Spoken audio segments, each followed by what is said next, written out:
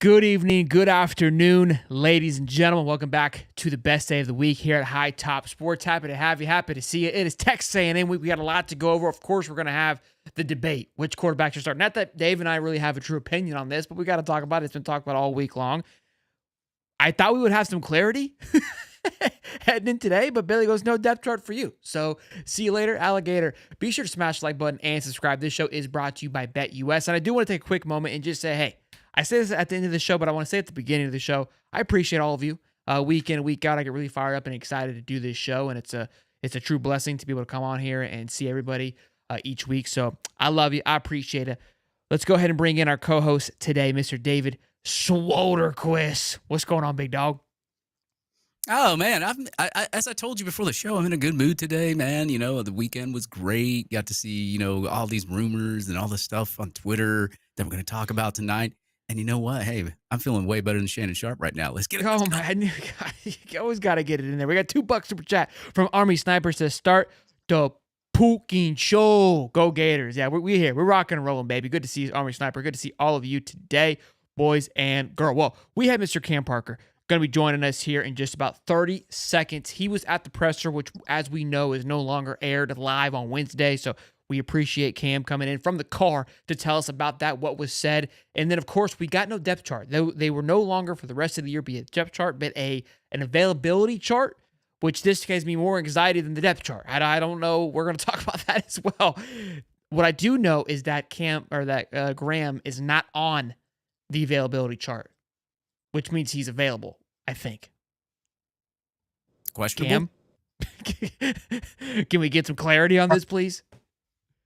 From the car, baby. So, yeah, I did a breakdown of the availability report on Gators Illustrated, si.com/Florida, I guess is what it would be. Basically, if a player's not listed on the availability report, they are good to go. I was expecting Graham Mertz to be on the availability report, but listed as like a probable or even a good to go type of situation. So on an availability report, there's 4 or 5 designations for players. Goes from available, which is 100%. The only time a player would be listed as available is if they were previously on an availability report. And then it goes down to probable, which is a 75% chance to play. Questionable, which is 50. And then there's another one that's 25%, and then out, which is they're not playing. Okay, so out. Yeah. There's a 25% number or word, which nobody's on that chart currently. Questionable is 50%. Yeah, and then these will be updated tomorrow night and Friday night as well. And then Saturday, 90 minutes before kickoff, a final availability report will come out. That one will have either listed as available, game time decision, or out. So it'll be updated as the week goes on. It's a new process that I think everyone's going to have to get used to. But yeah, it's just Napier came flat out and said it multiple times. It's about betting. It's about sports betting. It's about making sure things are accurate, making sure that people are on the same page when it comes to things like that. He flat out said that it is about sports betting and everything like that. So wow. These will be updated tomorrow night. They're supposed to come in. I believe the time range was between the end of practice and 8 p.m. Eastern time, which is what the SEC mandates. So probably around this time tomorrow, and then this time Friday, the updated reports will come out. And then Saturday, 90 minutes before kickoff, the final report will come out. Did he say why he didn't release a depth chart? There was people obviously saying like, oh, he's just freaking out, but just reading between the lines, the depth chart thing isn't a requirement by the SEC anyways. Only the availability report is. And honestly, the depth chart doesn't tell you hardly anything. Sure. Like if there are any changes to a depth chart, it's usually because of injury, and the availability report says that. Yeah. So if there's players on the availability report, for example, just looking at it, Asa Turner, Khalil Jackson, and Jamari Lyons and Jakeem Jackson, for example, guys who were in contention and starting spots at least in the 2 deep on the depth chart. If a depth chart was released today, they wouldn't be on it. So honestly, the way I look at it is there's no point to having a depth chart released anymore because the availability report tells you that anyways. Now, I Yeah. know people were frustrated because of the quarterback situation. They wanted to see who would be listed as the starter, if it would be an or situation. Napier's answered that question multiple times. Mertz is most likely going to be the starter on Saturday. DJ should see some snaps. So I don't know exactly what that will look like. Even then, the depth chart's not going to tell you exactly what that rotation will look like anyways. They've been very secretive about it and not giving away too much information. So it is what it is. Like, I understand people kind of freaking out about there not being a depth chart because it's the first time, but the availability report tells you everything that the depth chart would tell you anyways. Now you just don't get to see who's the starter and who's the backup. And honestly, in some positions, those didn't always matter. And we have the depth chart from last week anyways. It's probably going to be the same. So, it is what it is. I don't think it would matter considering he just rotates every player like every 2 plays anyway. So. Yeah. Just about to say that. Yeah. Look, if the depth chart, I even said like it doesn't really have much value to it. Week 1 was the most exciting because you want to see where they feel the team is at after right after practice. But we kind of have an idea now where everybody is. And now, like you said, I felt that too when they dropped this. I'm like, I just want to know who's healthy. And so I'm going to read this for the people that are listening on Spotify and whatnot. Jaquavion Frazier is out, wide receiver. Jakeem Jackson, DB, is out. That's not good because he took over Devin Moore, who is questionable. Keon Zipper is still out. Asa Turner still out. Khalil Jackson out for the season. Mon Covington is out. Braden Slade, I don't even know who these guys are, out. Caleb Rillos, tight end from Air Force. Haven't seen him all year. He's out. Brian Green Jr., wide receiver. He's out. Jamari Lyons out, of course. And then Sharif Denson, questionable. Eugene Wilson, questionable.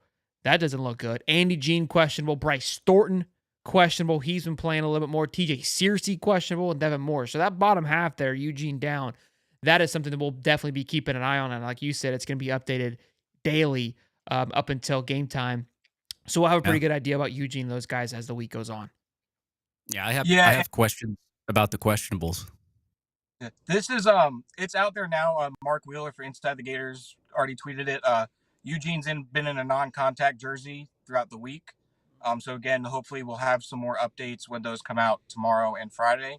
The big thing with these availability reports is the league. I don't remember if it's a requirement, but schools are not required to list what the injuries are, just for player, just keeping their privacy and whatnot. So we know what most of the injuries are. Like, we know Asa Turner is a lower body injury. Khalil Jackson's an ACL. Andy Jean is a upper body injury. Devin Moore is a shoulder issue. So we know some of those, but the rest of those, Napier's not going to tell us unless we see it in the game and it happens exactly. So how this is going to work, usually Wednesday press conferences have been our big time to ask about injuries, updates, things like that. How I think it's going to look going forward is if there's an injury in the game, we'll ask Napier about it at his post-game presser. He'll give an update on what he can. Usually he's doing something now. We'll have an update on Monday. We'll ask him on Monday. He'll say, well, he's doing something now. We'll have an update on Wednesday. We'll ask him Wednesday night, and he'll tell us, well, the availability report will come out later this evening. So that's probably how it's going to work the rest of the way. If it's an injury that happens in practice, it's going to take a minute for us to actually find out what happened. But when it comes to the game injuries, we see it on the field. We'll have a good idea on what it kind of looks like. And then Wednesday, there'll be a better idea of if they can play after that or not. It's brand new. Everyone's learning how to deal with this. Fortunately, the SEC on there, and all these rules are on the SEC's website too. So if anyone wants to find all the rules, they're all on the SEC's website. I linked it in my availability report story and my breakdown of the rules. It's 12 pages, but it's 12 pages that could be brought down to 3. Like, the rules are all very basic. There's nothing too crazy about these. The main stuff is just obviously like good faith. Don't lie on these reports. Major monetary fines if teams are found to have breaking these. Even bigger fines if they do it multiple times. The SEC's investigation process, though, if a team is found to have broken rules, the SEC has access to practice tapes, practice reports, things like and schools are required to cooperate. So they're taking this very seriously. But all of this information is on the SEC's website too. So if there's anyone that needs any clarification, it's all there. It's all public info. This is funny how it comes. Go ahead. It's funny this is coming right after the San Francisco debacle with the running back and C-Mac, where he was told Friday that he was going to start. They didn't let anybody know until 10 minutes before the game, right? There's a competitive advantage, but it comes to fantasy football. It's not crazy, but it's crazy how much control the betting world has just inserted themselves to where the leagues are making rules based on Vegas. That's where we're at now. I'm actually wondering if like how the SEC rules are laid out is like how the NCAA says they were going to investigate every school before NIL when all the players were getting played under the table. Yeah, so just to answer that question quickly, if a player is not listed on the availability report whatsoever, they are completely healthy. So Slackman's good. So Slackman's good to go. Cool. Graham Mertz is good to go. That's how it works. So the only time that you'll see, the only time you'll ever see a player listed as available on an availability report is if on a prior availability report they were listed as questionable or probable. So just using as an example, today's availability report came out. A player, player A was listed as questionable. Friday, that player could be listed as available. And then Saturday, that player would also be listed as available. That's how that works. If a player is listed as out, I believe that there's extra steps. Pretty much if a player is listed out on Friday or Saturday, they are not playing. If a player is listed as out on Wednesday, I believe the rule is still that they cannot play. But I believe that it depends because there could be updates too. I mean, a player could be out on Wednesday and then by Thursday or Friday, a miracle happens and they're good to go. The SEC's good faith rule pretty much says that be accurate with your rule unless there's an extenuating circumstance that happens. For example, a player like we'll take Shamar James, for example, last year against Georgia. He's fully healthy. He's good to go. 90 minutes, he'd be listed. He wouldn't even be on the injury report. Gets injured right before the game starts. That would be an extenuating circumstance to where Shamar James would not be listed on any availability report. Just using that as an example. So, again, it's new, but as the week goes on, we'll see how it looks like, and everyone will kind of get a feel for what it looks like going forward. I don't hate it. I like it. I think it's, like you said, the depth chart can be a little messy, and this gives us a little more of and the fact that we get it daily up into the game, especially like the Eugene Wilson. Eugene, he had a couple of yards, but I feel like he didn't play much in the first half and didn't get too beat up. If I had to guess, it's probably like, look, we're going to just rest you up before the week comes. I don't think there was any too much severe. Devin Moore, he got banged up pretty bad in game one, didn't play game two. Not banged up, but he had that big hit. I imagined he would be good to go, given the fact that Jakeem Jackson is out. And like you just said, if they're showing out on Wednesday, that they're more than likely not going to play on Saturday. You were at his presser, though, him being Billy Napier, which is no longer live streamed on Wednesdays. We saw Monday. I imagine there was tons of conversations about the starter and who. I heard his teleconference today. That's probably why he doesn't stream it, because I imagine it's just an extension of the teleconference that is clipped up and heard throughout the day. And he was just asked again of who the starter was going to be. But what were some of the big takeaways? Things that, again, we haven't really heard that were kind of eye-opening to you from the presser today. Well, it was all talk about who the quarterback's going to be. All right. Who would have thought? Who would have thought? Thanks, Cam. We'll see you next time, bud. Yeah, right. DJ or Graham, he did give an update on Graham Mertz and said that he has been practicing well this week. I think Monday was his non-contact practice, and then he's been good the rest of the week.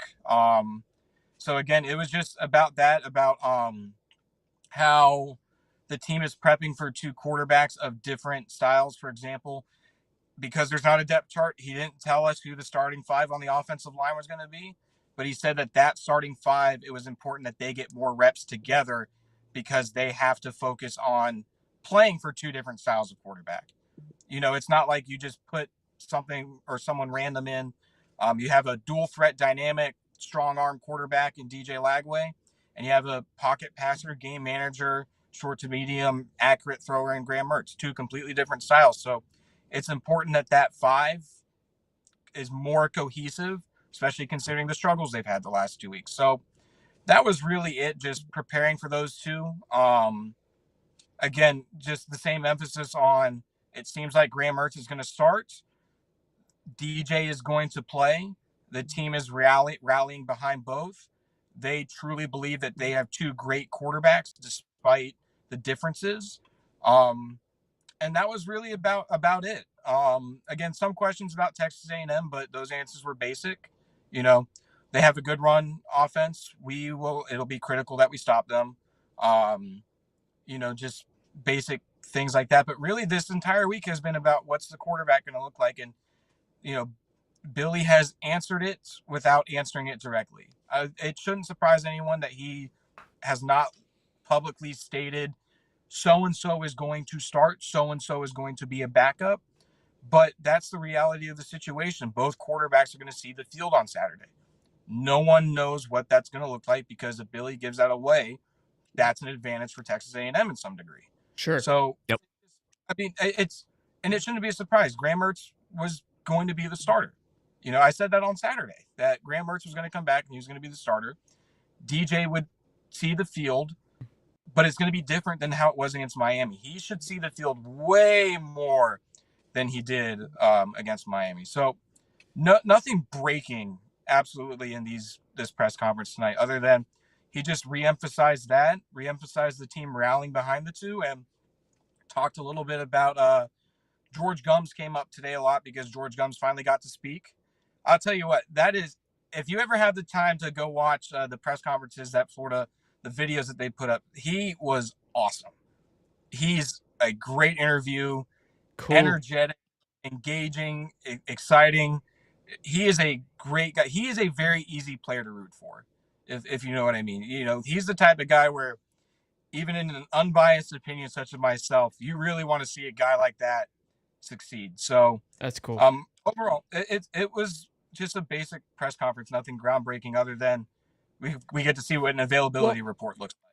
Let's I love hearing about George Gums. Had a great game against Samford. I've been high on him all season long. I mean, back when Florida Victorious had a little more access, I feel like their access has been a little bit revoked over the last few months with their connection with Florida. That has not been told to me. That's just me, just from what I can see. I do want to go through the three of us here. Okay, I'll go last. Dave, you'll go first.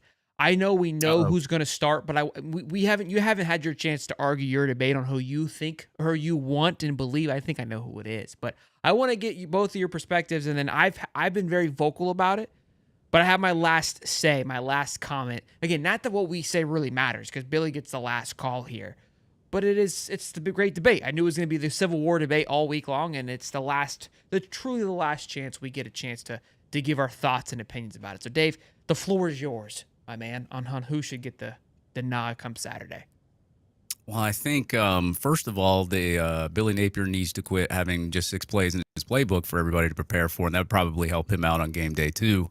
But if you want to ask me, obviously, you see the talent from DJ Lagway, what he did in the Samford game. A lot of people are saying, okay, well, it's only Samford. So I went ahead, I dug up some statistics on Graham Mertz versus more inferior, maybe some FCS teams from last year, compared it to the ones of Samford. I know it's a comparison. It's a small sample size, but it's all we got right now, because that's all DJ Lagway has played is Samford. So, you know, Mertz against McNeese State, 11.4 yards per attempt, one touchdown, 0 interceptions, 50 yards on passes plus 20 yards. You go to Charlotte, 20 yards per attempt, 1 touchdown, 0 interceptions, 3 for 3 on 84 yards on passes 20 plus.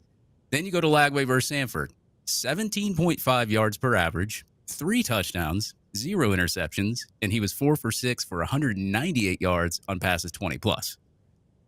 There you go. You get more of the explosive factor with DJ Lagway. The only issue that you have with DJ Lagway is he's a true freshman, so he will make freshman mistakes, or at least that's what we assume.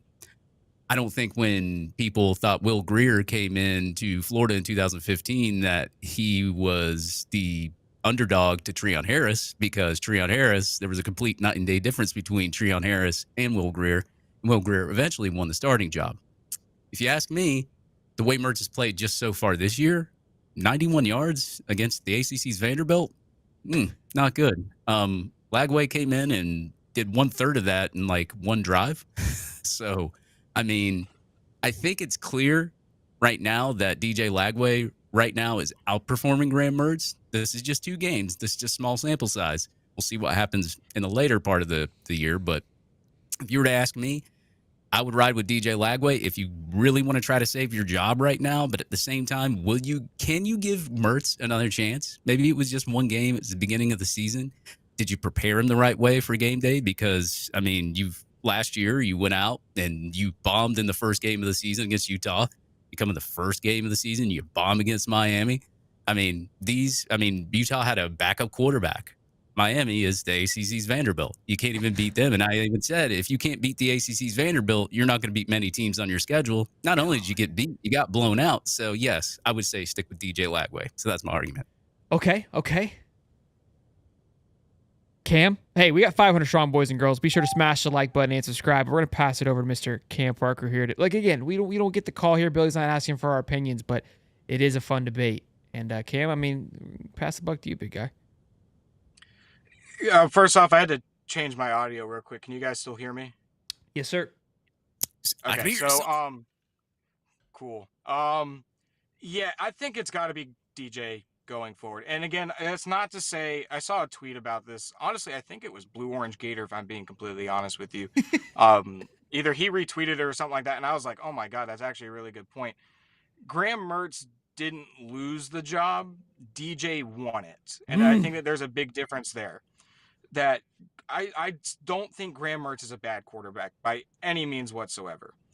But the fact is that DJ can do things that he simply can't. And at this point in Billy's tenure, where it's a critical part, he is on the hot seat now. He's got to win these football games. Put the future in. He's a dynamic athlete. See what he can do. Let him go make these mistakes now, but at least it gives you a good opportunity to make some plays down the field. I could be proven wrong that maybe Graham Mertz has a good game against Texas A&M and they find a way to win. But I think that it's one bad game in a good tenure is an outlier. 2 is a habit. So if he has another bad game, it should be DJ's team the rest of the way going forward. But I do think that DJ will be the starter. That's my prediction. That's what I think that they should do. I think that he does a lot of different things that Graham can't, and Dave brought out the stats, and again, similar competition, he was much better. Graham Mertz would have beat Samford, but he wouldn't have put up 456 passing yards, 3 touchdowns, and 6 passes of over 30 or 40 yards. Yep. So and then we're not even talking about the running ability, because he didn't have to run against Samford. Graham is a willing runner, but DJ is an athletic runner.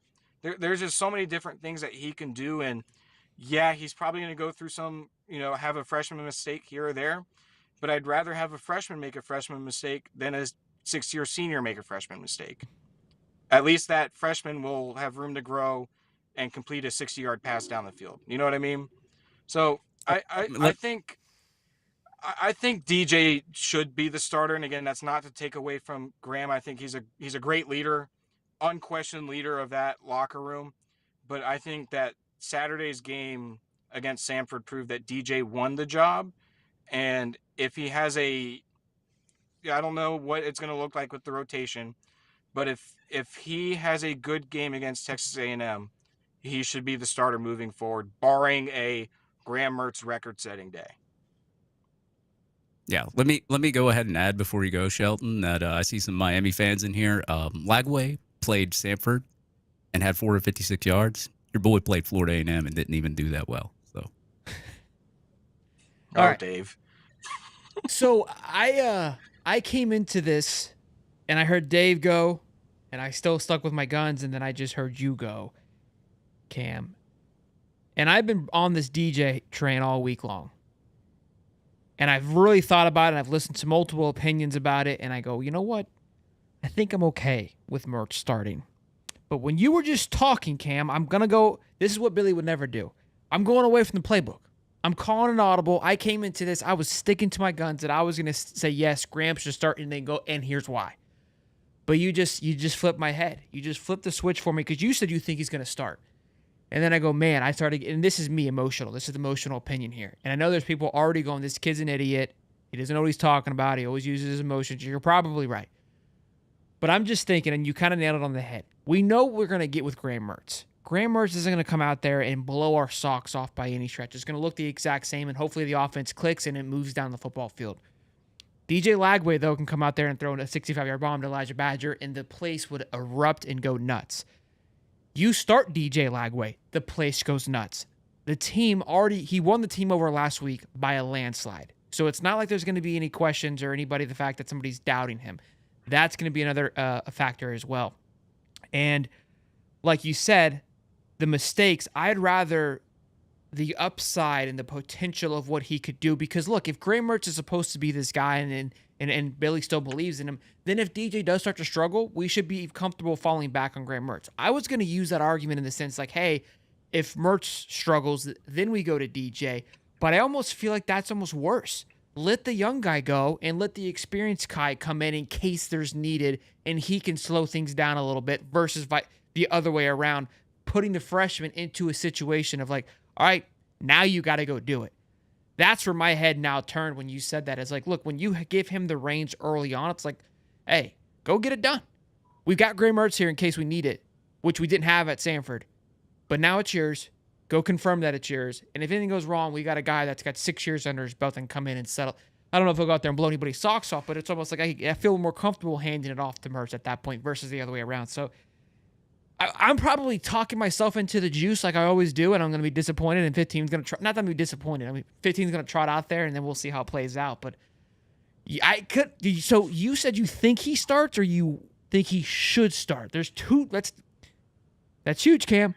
I'll say, I think, a personal opinion, I think he should start against Texas A&M. If I had to do a prediction, I would say that by the end of the season, DJ is the starter. I don't care about my that prediction. I'm talking about. We're talking about week 3. I agree with you. But I think he should start against A&M. Graham, I'm not surprised that Graham Mertz is the starter. It's just the opinion of a 23-year-old, who only played high school football. So, Still jersey, it's just though. one man's So opinion. You've got that going for you. I do. But, yeah, I think DJ should be the starter. But, again, I could be proven wrong. Maybe, again, that performance against Miami was an outlier for Graham Mertz. You just can't let it become a habit, because as soon as it becomes a habit, it's DJ's job the rest of the way. This is a big year for Mertz, too, where he's trying to prove that he could be an NFL draft pick. Not saying first round, but maybe a mid to late round, and he could carve out a short career as a backup. Sure. This is the Jason Marshall quote from fall camp about this being a contract year for him. It's the same for Graham Mertz. He's fighting to have a future in this sport in the NFL as well. So, he absolutely cannot have a repeat performance like he did against Miami. Granted, it wasn't entirely his fault against Miami. The entire offense was bad. I think everyone can agree on that. But him personally, 91 passing yards against a rival isn't acceptable. He has an opportunity against A&M this weekend, especially with now everyone knows what DJ Lagway can kind of do and what he brings to the table. This is a make or break performance and make or break update for him on Saturday. So, for sure. Again, Graham Mertz, I'll say this about Graham Mertz too. He plays his best when his back is truly against the wall. People counted him out at the beginning of the last season, went on to have a pretty good year. Going back to a couple of the games, people counted them out against South Carolina. He led a comeback victory. He was not the reason why they lost to LSU, why they lost to Arkansas, and why they lost to Missouri. He was the reason why they stayed in those games. So, he plays his best when his back is against the wall. Now his back is borderline touching it. We'll see what happens. He's doing I'm wall not sits, saying that he's going.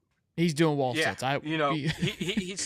He's right on that wall. So he could prove everyone wrong and have a good game, and the Miami game is just an outlier. But I still think that it doesn't change the fact in my eyes that I think DJ should be the starter, just because there's a little more upside to starting a guy like that. Like, if I'm a Florida fan, I would much rather go 5-7 with DJ Lagway at quarterback than Graham Mertz at quarterback. For sure. You know what I mean? because at least he gets that experience, and if the next season rolls around, he's ready to go as a sophomore.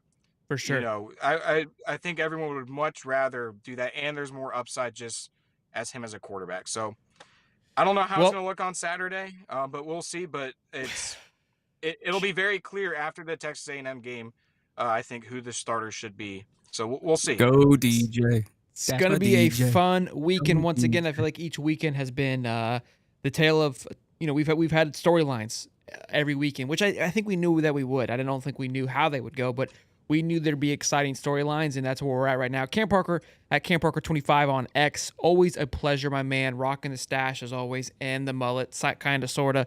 Shout out to Mama Parker. We love her. Thank you, Cam, for coming on here, giving us your thoughts and opinions, man. Good to see you. Till next time, man. Be good. Go Gators, Bubba. See you guys later. Thank you. See you, Bubba.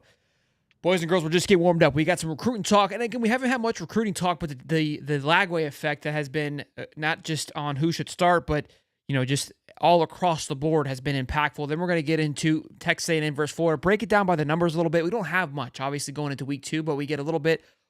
I'll give us our thoughts and opinions, Dave, as well. Connor Wingman, what does he bring to the table? The rush offense that looks effective, but how great is it really? Talk all those things. So, and then of course our pick'ems, which is a fantastic part of the show. And then around the league, we talk about Lane Kiffin.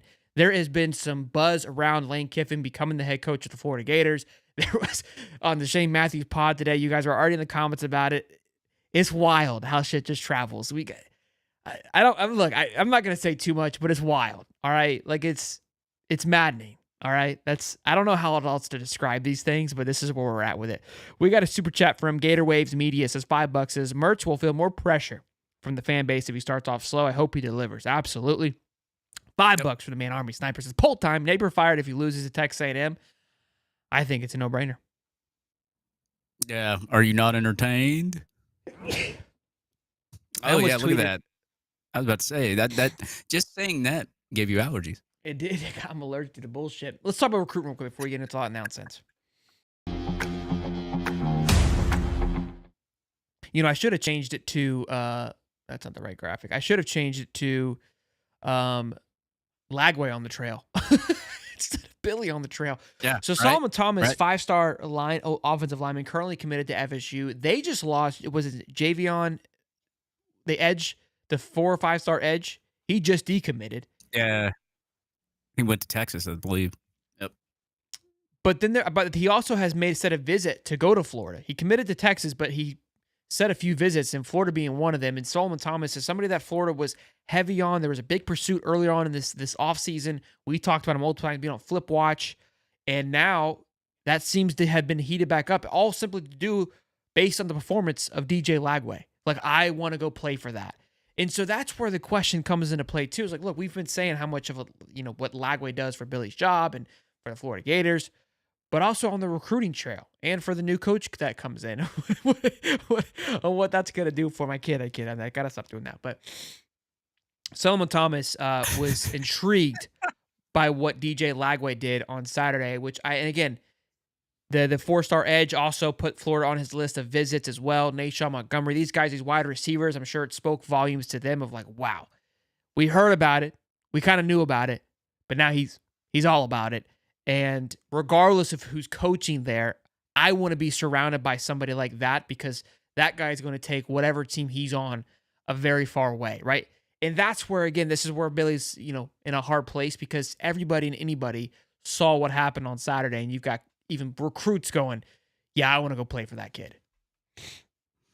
Yeah, I mean, they obviously look at the future of Florida football. They see DJ Lagway, and they're like, wow, this kid just put up 456 yards, and he made it look easy, too, which is crazy. But, this goes back to, I guess, the summer of last year. I mean, there was a lot of talk about Solomon Thomas, if he was going to flip, if he was going to do this or that or whatever. And I think the Florida interest has always kind of been there, but not really. I think he stayed committed to Florida State, but wanted to see a lot of these recruits how the year would go. Obviously, he didn't have the best game one. He had a really good game two with a positive outlook on the future with DJ Lagway. And Solomon Thomas lets people know. I mean, look, you look at the DJ at Florida State and you say, okay, well, that DJ don't look as good as this DJ over at Florida. So, I mean, I think in a way, Solomon Thomas, a kid that, you know, all these kids are committed. They're not signed. They're not anything else like that. I think Solomon Thomas took a look and said, wow, I'm seeing what this DJ's putting up over here and what he's done. And then this DJ over here looks a lot better. And he's playing just as much competition as we are over here. We're about to be 0-3. So I think, there's there might be something to this at all, but like I said, I'm not going to hop on the recruiting train quite yet because it's the season. So I'm in like season mode of like game mode and All let's right, play Dan. these games. But but I do like the interest from Solomon Thomas here, considering that there was rumors that he could flip during the summer of this year as well. So I think that's a good omen for Florida in the future. Obviously, you know, we talk about coaching changes, and if Napier was to get fired, to me personally, like everything that I know, I don't think Lagway's leaving, even if Napier gets fired. But don't hold me to that. But that's just my opinion on it. But it's really good. It's a really good omen for the future. It really is. Yeah, and I think, look, kind of to that DJ point too, because even without the DJ is a bigger asset to the recruiting field now than Billy. Billy is, in my opinion, just given what he's able to do. And look, I mean, FSU in a weird way hasn't developed quarterbacks. They're not quite sure what the future is in that quarterback position. They see what it is with DJ Lagway. Again, Solomon Thomas, 5-star offensive lineman. We haven't sniffed a 5-star offensive lineman in I don't know how long. But yes, DJ Lagway, even at the end of his presser, said go, like the way that he said go Gators. This kid is orange and blue. He bleeds the orange and blue. He wants to play for the Swamp. Now, I'm not, like you said, this thing can move night and day given each day to day. Who knows what could happen? But people that we've spoken that are close to the situation have reiterated multiple times that this kid's a Gator. He's not just bought into the Billy train. So, look, a lot of time still left. We'll see. I was going to say, I think he also sees the fact that our offensive line isn't that great. So he's like, oh, instant playing time. Yeah, very, very, very true on that too. Let's talk about this really quick. This happened earlier this week, and then Billy addressed it on Monday. But Nick Sabin came out and had a little bit to say. He goes, look, I think, and again, Sabin coached over Billy Napier, so I think he's got to change the culture. I mean, the culture there is not what it needs to be in terms of the intangible things that you play with, the toughness, the discipline, to control the line of scrimmage. They're just not doing those types of things. I know he took over a tough situation, but hopefully you can establish that culture in year 3. I mean, that is from the top rope, if I've ever seen it, coming from Nick Sabin. And look, that's not a shot. I mean, this is a guy that he obviously coached. He probably has his own beef or what have, or just own, relationship with Billy Napier. But these are things that we've been complaining about. The fans have reiterated and brought up multiple times: the toughness, the hit somebody, the losing on lines of scrimmage. And we hear about the culture and cleaning locker rooms and those things I was excited about all offseason, and the brotherhood that's there. And those are fantastic. You love the ones that you're with. But where is that? And you guys are going to hate me for this. I'll say it, the Gator mentality. Okay, I was going to say the other word, but I won't say it because I don't want to get yelled at or canceled today. The Gator mentality, right, where you're just flying around on the football field. Like, who is that guy on defense that makes a statement? And don't say Shamar James. And I love Shamar James. I think he's a fantastic linebacker. But somebody that just disrupts a play that is just like, man, that guy is electric to watch, right? When I think of that, I think of someone like a Harold Perkins. He's fallen off the last couple of years. They've been moving around. But his freshman year at LSU was a blast. He was so fun to watch. Shamar James, obviously dealt with Andrea last year. Would love to see him really. Pup Howard, in my opinion, is actually our guy. That is a blast to watch. He goes, look, the one thing I look at all these teams, the first thing I look at is what kind of quarterback do they have? We've just got done talking about that. Can you win with that guy? And what kind of skill players do they have to make explosive plays? Other than the turnovers, explosive plays equal outcomes of games better than anything else. I don't see that at Florida. This was what Nick Saban said. Again, we know we have Eugene Wilson. We haven't gotten the ball enough to really make those explosive plays outside that big 85-yard touchdown on Saturday. But he's right. Like, you think about the Kadarius Tonys, the Percy Harvins, right? Like, who is that? We want to put, we're putting that on Eugene. And this is, I don't think it's Eugene's fault, but there was plenty of times where it's first half, it's like, why hasn't this guy got the ball? Why isn't there schemes to just getting this guy the ball and opening up the field to let him go do things? And look, Sabin coming in there and butchering him. And then Napier said, look, I think the big picture wise, I think reading this it's a cluster of words. This is like, quote, it's Nick Del Toro quote wrote it out for us. So thank you, Nick. I think we need to experience some success on the field. Duh. I think ultimately I would say that's where we need to take the next step. I think once we do that, much like any culture, it's being built up until it gets established. Hey, it works. It's working. This is him. This is what he's saying. No clue. I think sometimes, yeah, ultimately we're in year 3 and there is an effort to establish some expectation and cultures. I think we're closer. Ultimately, winning helps kind of galvanize that in terms of belief and hope. Players having success.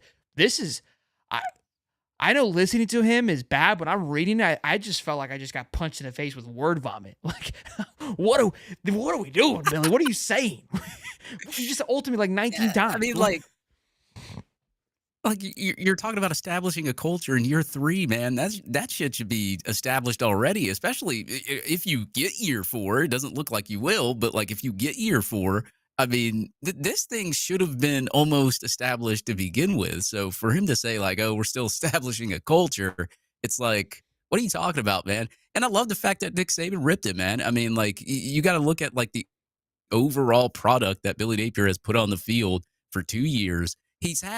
Okay, look, we did the week 1 rosters and we were like, "Oh my God, there's so much talent on this team. We got a lot of depth," and we were so excited, and we compared them to like rosters before and the rosters that we had before that, and we were like, "Wow, this is a night and day, just great roster." And then you look at all the national guys. I mean, Josh Pate picked us for a second, then switched it to Miami. JD Pickle picked us. We had 2 guys from the SEC school, or 2. It's like a show. I can't remember what show it was, but they picked us.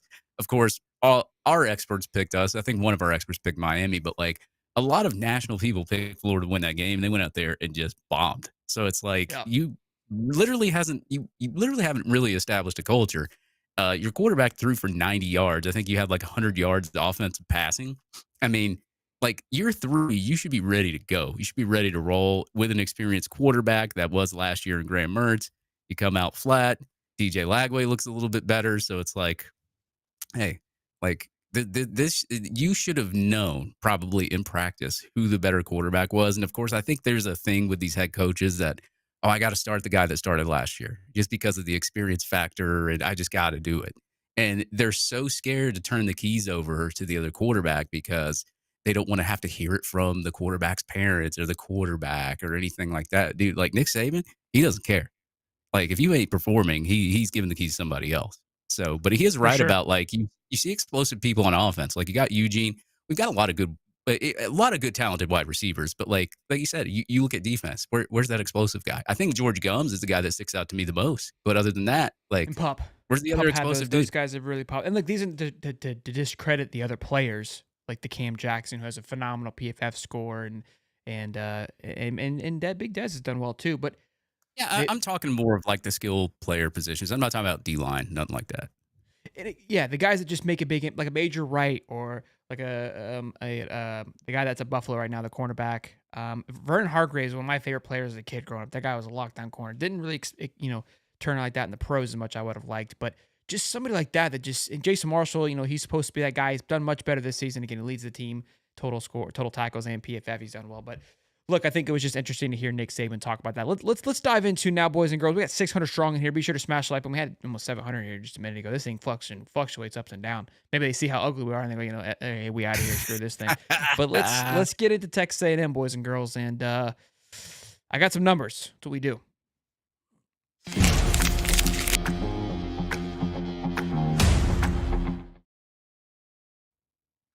So here we go. I put Lagway as the picture because, I'm feeling pretty good about it. Now, I got to pull up some numbers here. I'm not usually the number guy Dave is, but, I have my feelings and I try to, obviously I'm a Gator, right? We know how I always approach these things, but I genuinely try to come at it from a non-biased opinion as best as possible. It's very easy for me when I go on the Duck channels and the other channels that we have to have a healthy conversation because I don't have a personal bias with it. And it's so refreshing when I'm able to have like a genuine conversation because I don't have that like internal thought, that internal Gator just like pumping through of like I say a thought, I'm like, yeah, F it, we're gonna win by 1,000,000. It's tough for me to do those things. And again, I take a look at Texas A&M. I'm hearing about Mike Elko's defense, the things that he brings. I go back, I take a look at what he did at Duke last year. I think they ranked the last 2 years they ranked in the top 50th at defense. His first year at Duke ranked 132nd. So I'm trying to, kind of configure this his first year at Texas A&M. The talent at Texas A&M that he came into is much greater than it was at Duke when he got there, but quickly turned Duke around. Duke became a not a powerhouse, but I would say a legitimate threat in the ACC for the last 2 years. Obviously had Riley Leonard on offense as well. If they had that, I think they beat FSU last year. That's besides the point. I'm rambling. So hearing about defensively what's going on. So I'm going to go by the numbers, right? I looked at PFF scores as well. I kind of broke that down, but it's tough with 2 games to really get a full picture of things. Defensive line, their trenches, they win the battle on trenches offensively and defensively when it comes to PFF. But here it is kind of as a whole. So as defense, they rank 73rd. And here's the one pro one before I go into this too. They've played a top team in Notre Dame. We played a top team in Miami, and they played a cupcake. And they played McNeese State. Miami's top team. We played Sanford. So in reality, there is some, I would say, equalness to this because we both played. The big caveat is we've had 2 different quarterbacks. So we've got two extremes here that are affecting things. So, but defensively, I would say is about the same, right? In the sense of who we've played up against. And they only rank 73rd out of our 87th. Now, offensively, I think you could argue that Miami was better than Notre Dame, given the fact that we saw Notre Dame only put up X amount of points. Riley Leonard is not what Cam Ward is. We learned that pretty quickly Saturday. Now, Cam Ward obviously, I think, has an injury as well, but that's besides the point. So defensively, they're not really popping off the page. Offensively, we rank 45th. Clearly, though, the issue with that's highly skewed with what happened in week 2. And I know that. I'm not going to sit here and say, hey, we won this side of the ball because I know where it comes from. The pro is we still have that guy on our team. Now, will he play? We don't know that. Rushing offense. This is what I really think where we're going to find out. This is what's going to happen. This is the battle of the trenches. So we have not ran the ball very well at all. Week 1, we didn't. And week 2, we didn't need to. Week 2, I think we did run the ball actually pretty well. Jaden Ball did. I think you said he averaged, 7 yards a carry, 6.9 yards a carry? But he looked fantastic. Like 9.3. At one point, it was like 9.3. Let me look it up real quick because I'm interested. I'll keep rambling while you do that. Go ahead. When I looked at it last time, let's see. Jaden Ball. I'm in the wrong game. Go ahead. Just keep going. So rush offense, they have 24. I took a look at their running back, Amari something. He's high. He ranks pretty high in PFF. 8.5. 8.5. Amari Daniels. Again, 6'9". Nothing crazy. I think he averages like 6.2 a carry or 5.8 a carry. So nothing crazy. Again, they're just winning the trenches battles. Got great offensive linemen. Passing offense, though, we rank 32nd out of 118. Again, you got to think that's a little bit skewed, given the fact that we had the DJ Lagway. So this hard. But here's where I am looking. This is where I'm really starting to get into things, is the Connor Wingman. He has not been what people thought he was supposed to be. I had him low on my list as well. I don't think originally I put the list together, I didn't put him in my top 10 quarterbacks because nothing that I saw excited me. But he had a ton of hype coming out of high school. Didn't play the last 2 years very much due to injury. I think only played like 12 starts combining for those 2 years. And so I'm not sold on Connor Wingman. In the first 2 games, he hasn't looked anything exceptional. Even he has like one of the worst QBRs in college football. Mertz is lower than him. I understand that. But Connor Wingman is their guy. This is where I really think we have to take advantage. And here's the pro. Yes, they're ranked 24th in rushing, but our rush defense hasn't been atrocious.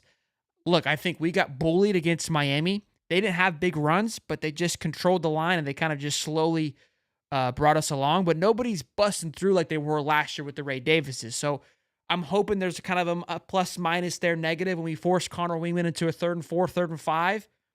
It's not a Cam Ward back there that can move his feet. It's not a Cam Ward back there that can sling it, 60-plus yards.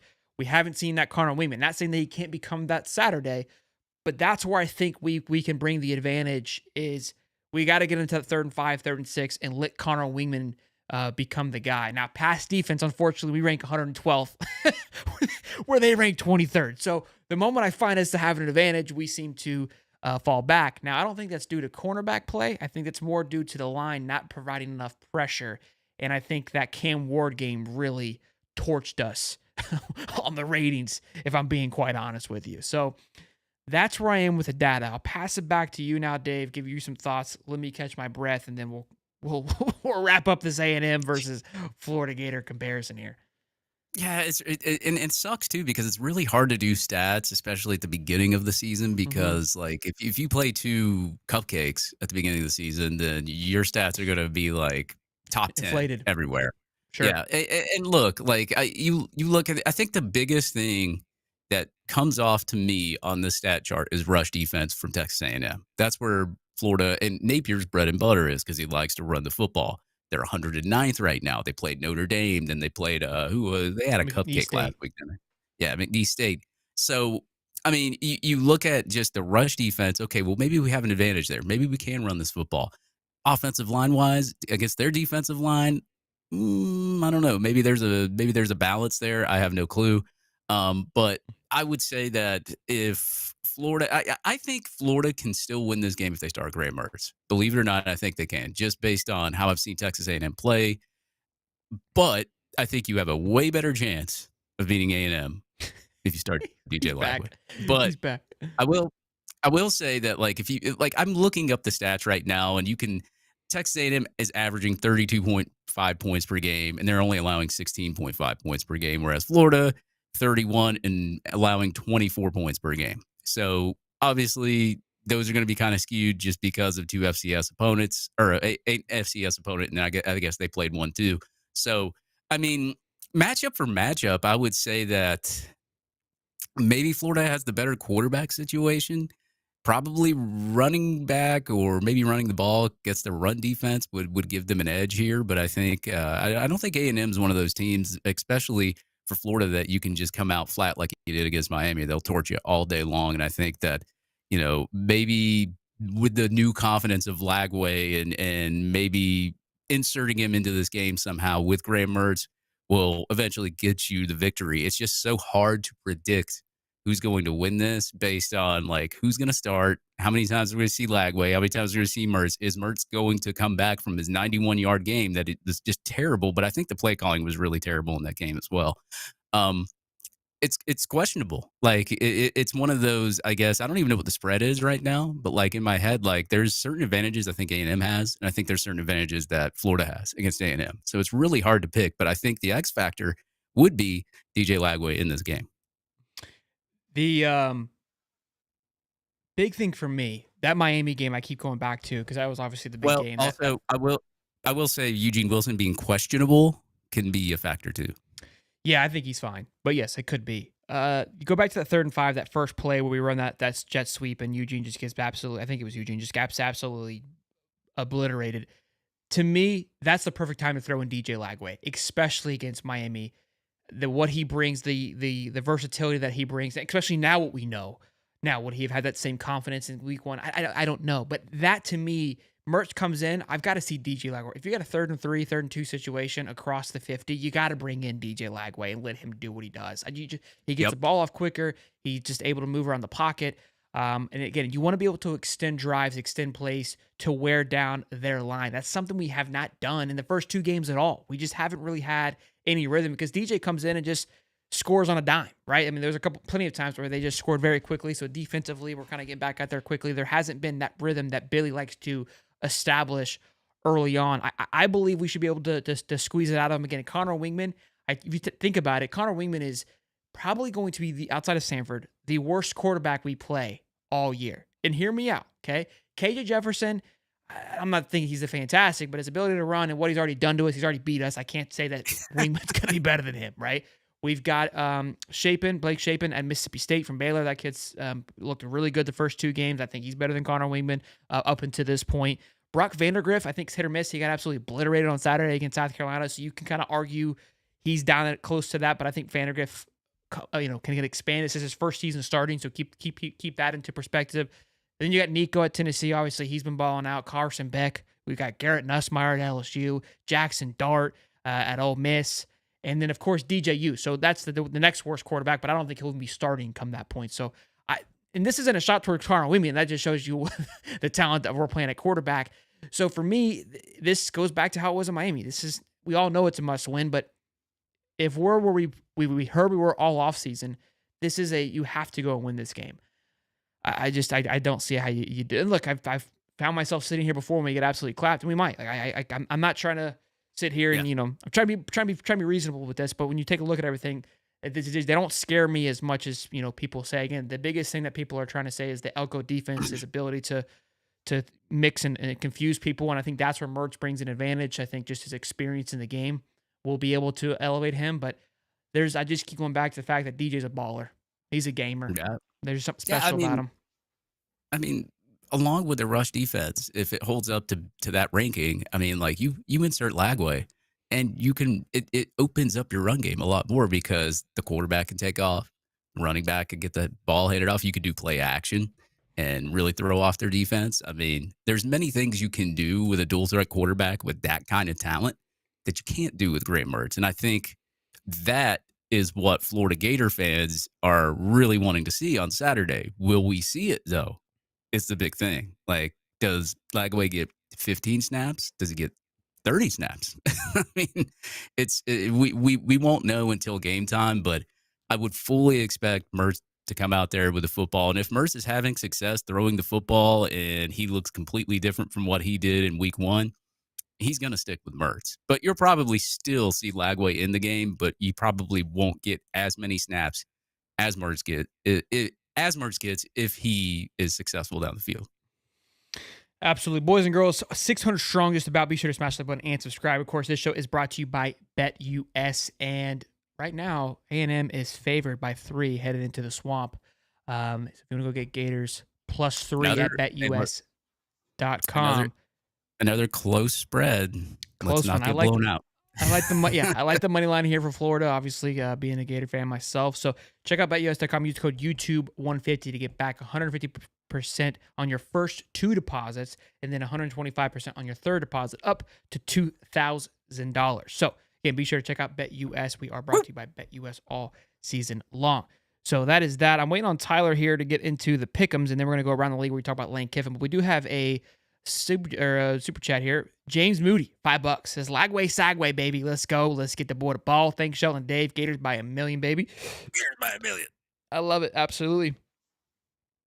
Let's see here. We are, yes, SEC opener. You know what's an interesting point that I was thinking about today too is that with the new playoff landscape, you know, these first 2 games in reality, outside of our pride, don't really mean anything.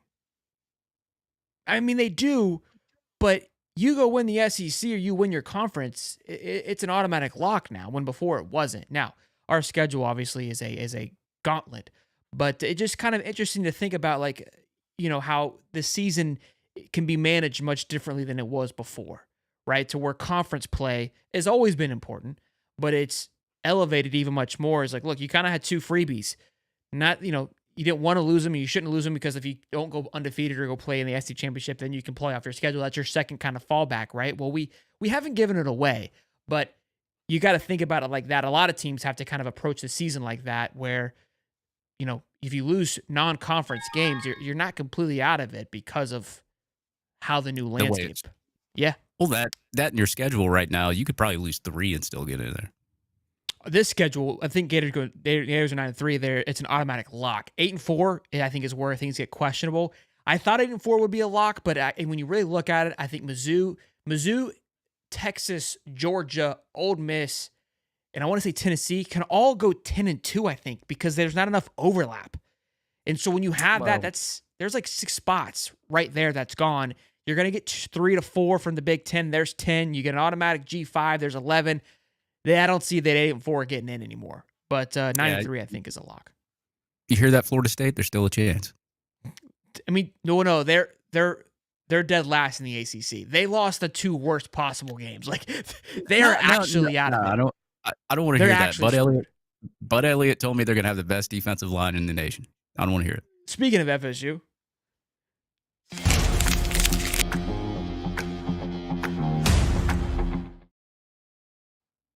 My man Cowboy Ty just trying to enjoy his Wednesday night and just getting bodied before we. I had to throw a shot out there because I knew he was coming on, so I had to do something real quick.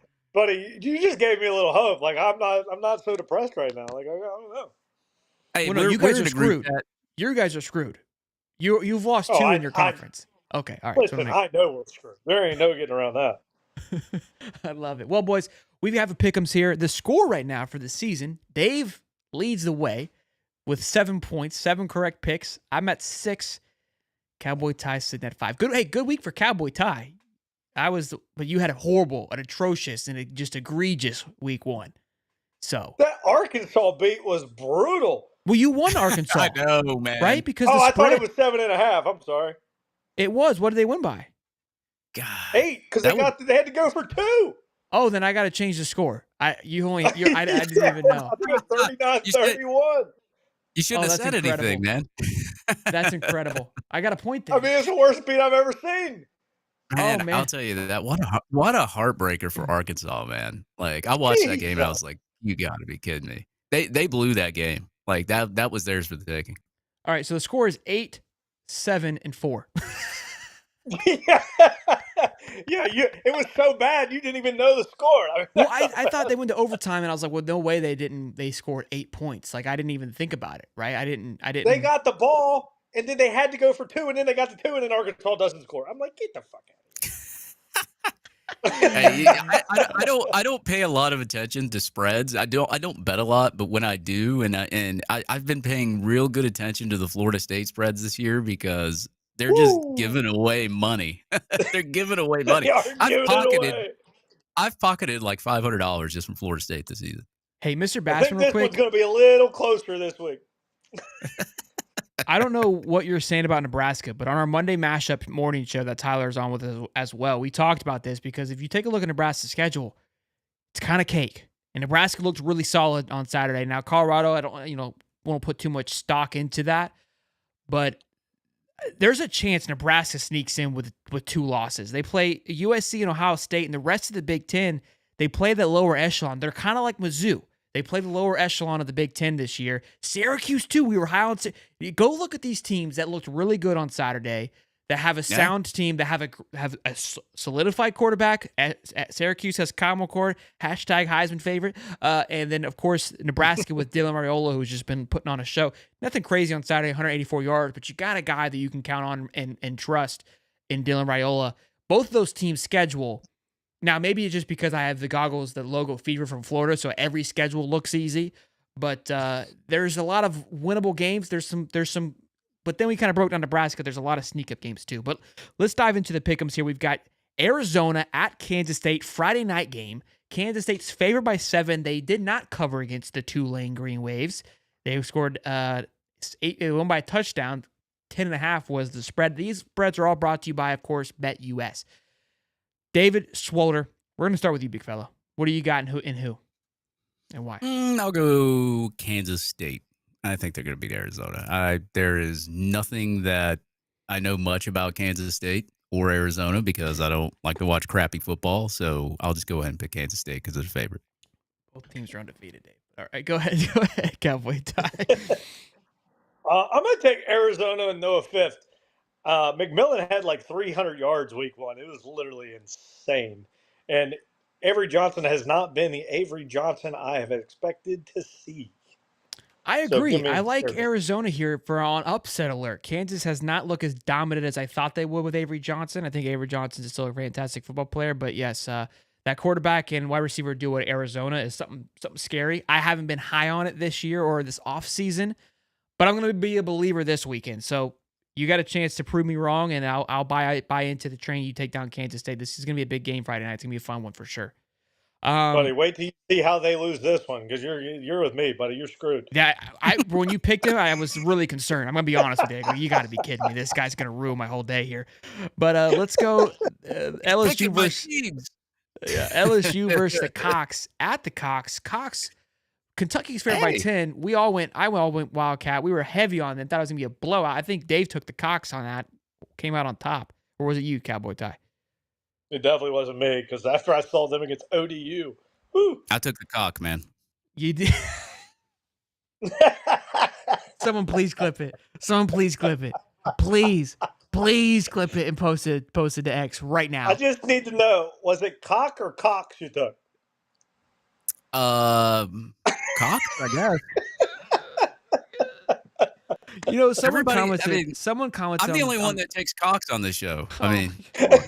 Someone commented and they said because we were talking about faith in the last show, and the guy was like, "Hey man, really love your show. Wish you would cuss less because I would want my kid to watch." And I've really made it a point not to cuss as much. Oh, I'm sorry about that. No, you're good. I made it a point not to cuss as much, and I love to cuss every now and then. It's my personality. But I do, look, with having a kid, I want to be with my son. I like watching stuff with him. So they've ruined it, though, by taking Cox. So it doesn't matter. It doesn't even matter. It doesn't even, I mean, that's all right, what they're called, right? What's that? Gamecocks? Yeah, That's what you're they're good. called. Ty, Cowboy Ty, what do you got, man? Cox or LSU? I'm gonna. I don't know. LSU hasn't been. Give me LSU. Gosh, I don't know. That game. It's in South Carolina. It scares me a little bit. And LSU, their defense has just been. I mean, what they give up like 20 something to Nichols. Look, I'm Give me thank goodness LSU. you took him because I'm taking the Cox on this one. They impressed me on Saturday defensively. I think USC gave LSU troubles defensively as well. You're giving me 7 points. You're giving me 7. I think there's an identity issue with LSU right now. With same story, new year. Look, maybe they turned it on. Jaden Daniels was special. I think Garrett Nussmeier is good, but they struggled against USC, and I think the Cox looked a lot better than what USC brought to them. Now that's crazy to think about, but I like +7 at the Cox. So. Man, Levi Hankins, he's fast. He's already tagged me on Twitter. He clipped it. Guy. I gotta give him a hat now. Yeah, I'm taking South Carolina. I won't say the C word because I don't want to upset the kiddos watching. But I loved what South Carolina did last week, and that Dylan Stewart kid is all over the place. Dylan Stewart is crazy. I'm picking South Carolina. I love it. We got Bama at Wisconsin. Bama blew out USF, but it wasn't until the last minute. There's still some issues with I went to look this up beforehand, but I don't remember Washington covering many times last year with DeBoer. He has an issue with covering big games. Now they covered I don't think they covered the USF spread because it's supposed to be a blowout. I like Wisconsin here. You're giving me 16.5 at the jump house, right? Jump around, whatever it is. I don't know. I like the Badgers. They got Luke Fickell as their head coach, right? I mean, he's no easy rollover game at all. I think this is a big game. I think Luke knows it's going to be a big game. I think Bama struggles a little bit. They struggle against USF. I like 16.5. Davey? Sorry, guys. Who? Me? Yeah. Oh, yeah. I mean, that's a hard one with the spread. I saw what happened with USF last week, and they had Bama on the ropes until that fourth quarter, and Bama pulled it off. Late in the fourth quarter. And their quarterback, I don't know. But, I mean, I look at Wisconsin. They played West Michigan 28-14. South Dakota 27-13. Doesn't look like they score a lot on offense. I'm going to have to go with Alabama, even with the spread. It all depends on where Cowboy Ty goes. Who's going to win this one? Well, I'm going to take Wisconsin just because Alabama, for the last couple of years, seemed to have started slow. And, I mean, Jalen Milroe, to me, holds on the ball way too long, and he's getting run down. If USF could have passed the ball with any kind of ability last week, they win. They would have probably would have won the game. I don't disagree. They probably would have won the game. There was how many holding penalties did their tackle have? Like 5? It was literally nuts. We got the Ducks. What, man? Go ahead, sorry. USF. Yeah, I was about to say USF's been pretty good here lately. I mean, they put Florida on the ropes a couple of years ago, and I think 2 years in a row USF and Bama's played each other. It's been pretty close, except for obviously this one it got blown out in the fourth quarter. But I mean, and your boy Naquan Wright out there. He was out there doing it. That's it. Oh man, he's all over the place. We've got the Ducks at the Bees. The Ducks, obviously our Oregon Duck channel, very familiar with them, have not covered the spread for the first 2 weeks, just so you guys, not even close. They squeak by Boise State with 2 big kick returns. I think they were favored by they were double digits. They won by 3, I believe. The Idaho Vandals, they were favored by 48, won by 10. Offensive line is in shambles right now. At the Bees, I want to say the Ducks, but I'm going to let Cowboy Ty go first and then make my decision. What's the line? I didn't see it. +16 for the Beavs. All on Bet US, by the way, boys. I mean, I'm going to go with Beavers. The only reason I'm going to go with the Beavers is because Oregon, like you said, their offensive line's a problem. And they have not been, Dylan Gabriel looks fine, but they just don't stop anyone. And they get stupid. They just can't block. They can't do a lot of things. I'm just going to take the Beavers. I don't even know what the Beavers have this year. That's how bad it is. Their rushing is phenomenal, and the first two, and Boise State has a great rushing ability too, and that was the concern we talked about on the show yesterday, that Oregon is running the ball at will. They have one of the best defenses right now, according to to the rankings, but they haven't played anybody. We kind of talked last night. I go, look, it's weird how spreads have really determined the success of a football team. Oregon's 2-0, but if you ask Oregon fans and ask the AP polls, that they've lost, they're 0-2 because they haven't dominated like everyone anticipated them. I believe they got to come out here and really punch Oregon in the mouth. They don't have their quarterback as a transfer from Idaho Vandals. I just don't see them being as explosive as they should be. Defensively, the Ducks have struggled too. I mean, giving up 34 points against Boise State. I know offensively you haven't looked great, but you gave up 34 against Boise. I like to see Oregon turn it around. I'm gonna go with my heart here and take the Ducks. Dave? What does the Ducks say? Sorry. Oh, what did Derek say? Derek Yeah. said he bet against them the first 2 weeks, but he's saying they cover because he wants to put some goodwill. But I think he would take the 16 if he really wanted to. Yeah, I think I'm going to go Oregon State. It's at home too. You're giving them plus 16. Oregon hasn't looked great as a team. I mean, can they put it all together finally? Will they put it all together in week 3? Is Oregon kind of just sleepwalking through these games and then they got to wait till they play a good opponent and then blow them out? I don't know, but I'm taking the plus 16. Considering it's at home, considering Oregon's look the way that they have, I'm going to pick Oregon State. Yeah, I probably took a gamble there, but it is what it is. All right, we got Beaver. Tulane, who covered, who did well with their points against Kansas State last week, playing Oklahoma, who looked like doo-doo against Houston. This is not the Oklahoma. Oh, no. Oh, no. This is not the Oklahoma of old, okay? This is not the Dylan Gabriel Oklahoma where they just go out and blow anybody out. I think 13 is way too many. I think that Kansas State offense has more explosive ability than Oklahoma does. I could be wrong, but I like the wave. They're at Oklahoma, but don't sleep on the big green wave. I think 13 is a lot of points that they're giving the wave, so I'm taking them. Dave? God, it's a 13-point spread too. I'm probably with you. I'm going to take the green wave too. Oklahoma hasn't looked that great. They had I think it was like Utah State they played last week, or Houston. My bad. They played Houston, and Big 12 team. Yeah, no slouch. Nobody to hang your hat on, but I think Tulane's better than Houston. So, 530 strong boys. Let's get to 200 likes. We need 11 more likes. Cowboy Ty, what do you got, big guy? I mean, I'm going to take Tulane too. I thought, with them losing, their quarterback this year, they would take a step back, but it literally looked like they took a step forward. They looked great against Kansas State. I was totally shocked. And Oklahoma with Jackson Arnold still trying to figure that out. And Gavin Sawchuk, who I thought was going to have a great season, literally can't even get moving. So I'm going to take it even farther and say, upset alert, boys. Be on watch. I love it. Winner. I love it. Tulane. All right, Cowboy Ty, you're up first. You got the 0-2 versus Memphis. Do I get 2 points if they win? Okay, that's fair, but if I get Arizona, because I called that was my upset alert, I get 2 points. Dave, okay, right. We'll do that. Do you want to do an upset alert? Each way. I like this. Dave, do you want an upset alert? What, for Florida State beating Memphis?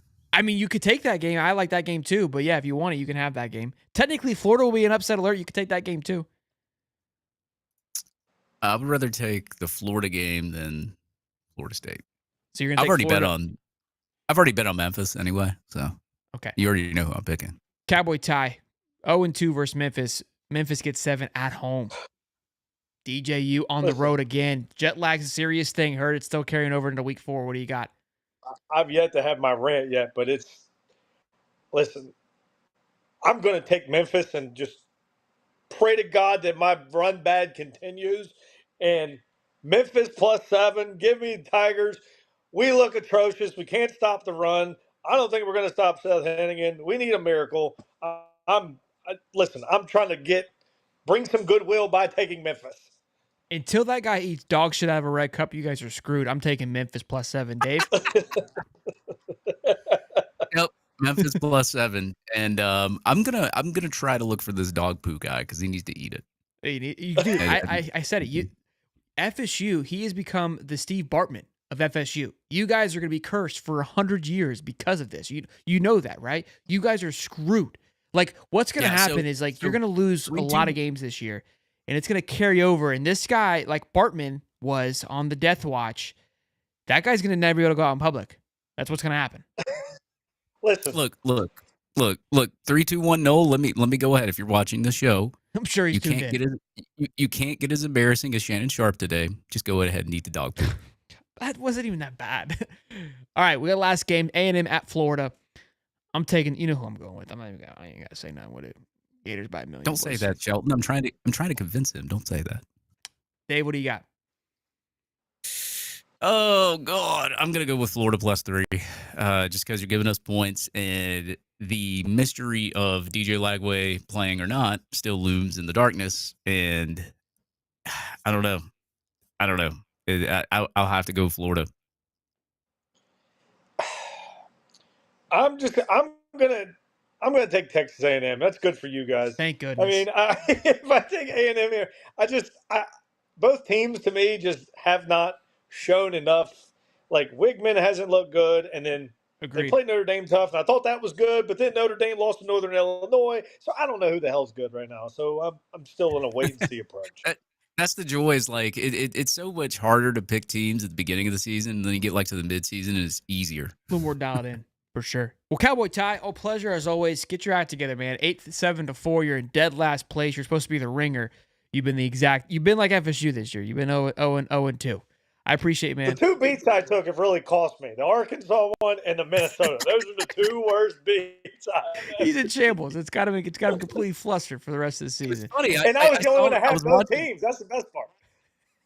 I was watching that Arkansas game, and I was actually kind of thinking about him. I was like, wait a second, who did he pick? Because I guarantee he's probably punching like a couch or TV to be fair, right now. I already dropped him a dub. I gave myself a point. You get those 2 wins, you and Dave are tied for first, 6-6, and I'm in the last place with 5. So maybe you got a point. Sucks to suck. Ty, good to see you, Baba. Are you on this Saturday? I can't remember if you whenever you need me, I'm on. You know that. Well, I know, but I've got a lineup. I can't remember if you made the list this week or not. We've got Oregon State. I've got Ty coming on. Maybe you were on. We had some big lineup because of big games. Because Oregon plays Oregon State. That obviously Derek's going to come on. I know Alabama, Wisconsin. Ty's going to be on. I think you were the third one. Let me know, buddy. Tell me who I'm representing, and we'll yeah. I got you. And get the facts. I think you should be there. I'll get with you after the show. I appreciate it, big guy. I'll see you then. Cheers. All right, guys. Take it easy.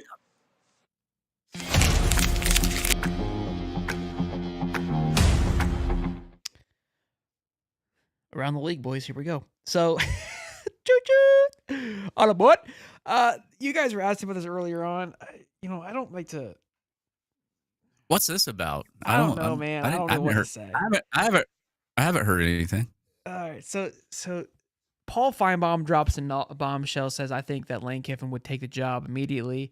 We've talked about it a little bit on this show. There's some connection. His wife's, dad played for Florida. They went to Florida games. He loves Florida, loves Spurrier. This is where the connection of Florida comes into play. Then you're seeing, we've seen the noise come out about Lane. I mean, I've obviously been pumping it online as well for fun. It's been fun. We've seen the noise about him getting upset about fans leaving, dude, just because they're winning by so much, they don't care to be there, right? And then myself included, we take the bait. We love it. We love a little bit of a controversy, a little turmoil between the coach and fans in a weird way, and in a time where there shouldn't be. And then Shane Matthews today, oh boy, really gets the blood pumping with some insider sources about. Apparently, this is what he said on the show. So this isn't me. Don't yell at me. I'm just regurgitating what I heard. Apparently, Josh Pate released a video too about it. What did he say? Somebody just messaged. I don't know. Somebody just messaged me with it. It says Josh Pate, quote unquote, Lane Kiffin would run to Florida. Quote. Really weird. Okay, so it's crazy. Again, when there's smoke, there's fire, right? And that's kind of where we're at with it. I don't want to. It's a weird place to be. I got to be honest with you. Because look, if this becomes Billy does end up losing a job, I'm all aboard. Okay. even though, like I've said multiple times, Billy and we're in the middle of our divorce. We're in a weird state where I'm upset with him because, again, not only did he cheat on me, but he cheated on me with somebody way uglier than me. So I'm not willing to go to marriage counsel right now. Like, it's over. We're figuring out the logistics on how to get out. Now, how can he win me back over? How can he win my love? It's like, you can't just give me flowers. I need 93. I don't see that happening. But so that this thing came out, I guess, where somebody messaged Shane, where Lane's talking to recruits now, like, are you committed to me or to the school? So people are taking like that's him saying like, hey, if I were to move, would you come with me? Right? Like, you're not committed to Ole Miss. So he feels confident that Lane would go to Florida. Again, now we've got Pate confirming Paul Feinbaum, because that was always the thing for me. I've always said, like, why would you leave Ole Miss? But it seems like there's a no question that he leaves, and now we've got to wonder, right? Let's play the hypothetical game. Let's play this side of the ball. From you hear Feinbaum, you hear Pate. They have, obviously, Feinbaum has a connection with him. Then this was wild. I don't know. I didn't look much into this, but Lane Kiffin posted a photo of the T-shirt, the Ole Miss T-shirt. This says "Last Dance." Bro, you want to talk about putting the fan base into shambles? Here's the problem, though. Lane is the ultimate troller. Like, I don't know who he's trolling. I really don't. Like, it could be Ole Miss, it could be us, it could be everybody. He could just be existing. It's crazy. It's maddening right now. The Florida football and Gator Nation would explode. I don't like what excites me here for me. Like, it feels weird. Like, I feel like I'm cheating on Bailey now. Like, we haven't officially divorced. Like, I feel dirty thinking about it. Imagining myself with another coach, right? It's not cheating if you look. I'm kidding. I'm just joking. We're getting too. I'm kidding. Are you looking but don't touch? Yeah. That's not good, guys. Don't do that. Love your wife. But not your coach. I mean, what excites me is, like, the Lane and High Top connection would be nuts. I mean, that's just two peas in a pod, It's hard for me to put weight into this. It's maddening. I mean, I already like the trolls. Like this guy is like a I don't know. He's like a clone of me, but his trolls are like, they mean more because of who he is. So when he does something, it resonates like everywhere. So I would be all aboard, like, completely dropping 60 on an opponent and then him just tweeting all week about it. That'd be great. I know what's going to happen too, because we're going to clip this up like we do all our videos, and there's going to be Gator fans going absolutely berserk, screaming at us for even having this conversation. I try it.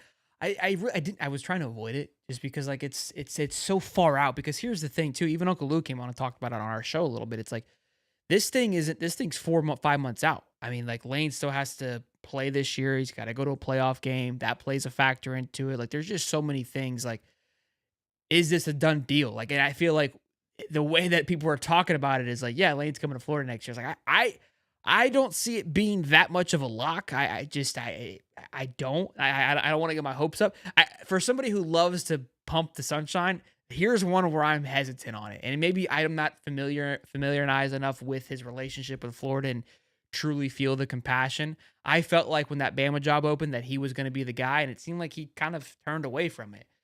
And maybe Florida is more appealing to him, and why wouldn't it be? Yeah, I mean, if you go back and kind of like in history, he's always liked the University of Florida. Not really University of Florida, but the state of Florida. I mean, you go to the Florida Atlantic, where he was at there for a while. I think I heard like some of his relatives live down here or something like that. I don't put that. I don't know his history or his family history or what goes on or anything like that. But I do find it interesting that you're starting to see just on the internet, like, these things slowly evolve. And now, like, some of these national writers are picking it up, and like some of these other guys are starting to pick it up. And then some of the Ole Miss fans on the boards are like talking about like, oh, is this smoke true? Is it not? Is it this? Like, nobody's really going to know. And if he's trolling this whole time, he pulled off an elaborate troll. And, I mean, like, you look at his buyout, I think he's only owed $4 million right now. So, I mean, most coaches, they're going to ask for an extension if they're getting towards their buyout, especially when they're successful. you don't see Lane asking for a extension. You don't see him getting extended at Ole Miss. So what's going on here? Like, so everybody's just kind of like looking for that, like that. I don't even know. I can't even really call it a ray of hope. Maybe that that hole of information, and how can we find out if this is true or not? And I think this early in the season, if anything was going to go on besides like a coaching change or somebody getting fired or whatever, they're not going to do it in week 3. They're not even probably going Yeah, to do it in week 6. that's what's Like hard about this it's conversation. going to go It's down to like November, October, somewhere in there. this is gossip, and that look to be fair, like we don't come out here and break news or anything like that. This is where I think we have fun, is we like to kind of talk about like the hypotheticals. But even this guy right here, he says F Lane get Billy this year, and like I think that's where most Florida fans are. It's like I'm not trying to look at the new shining toy with I've got my toy right now and Billy Napier, and I get it. I think again the Shane Matthews clip really kind of, it's like, dude, crap. Like other people talking about it, fine ball throwing it out there, like whatever, pay whatever. But Shane Matthews is like one of, he's close. It's a guy that's close to the program. He starts talking about it. It's like, it's. I found it weird because like usually Shane doesn't read like comments of like trust me bro kind of comments and that kind of thing. I'm not saying that wasn't true or whoever texted what wasn't true to the other person, but like it didn't come from like a source that like everybody knows or somebody that covers We don't Florida know. We or don't has know where it covered came from. Florida in the Could have came past. from anywhere. Nobody knows anything. Nobody knows anything, but for him to still read that on the show, it's just kind of odd because he never really does that. Yeah, Gator Josh says, Dave, I bet that dude gave Shane Matthews that info, doesn't know anything. Probably a beavercock. Probably, if I had to guess. Well, I mean, boys, there are trolls out there that'll just put stuff out there just to get people's hopes up too. So look out for that.